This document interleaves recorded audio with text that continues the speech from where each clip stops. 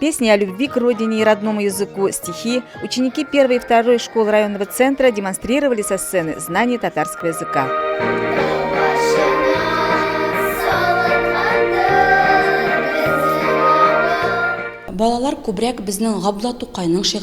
Дети в основном выбрали для выступления на этом мероприятии стихи Габдуллы Тукая, Мусы Джалиля, Абдуллы Алиша, исполняют и песни, сложенные на их стихи.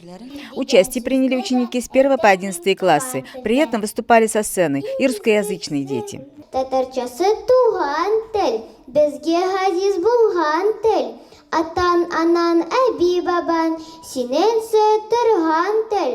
Мне было очень трудно, но я взяла себя в руки и смогла его выучить. Мне было тоже очень трудно выучить, но если собраться, взять себя в руки, все можно сделать.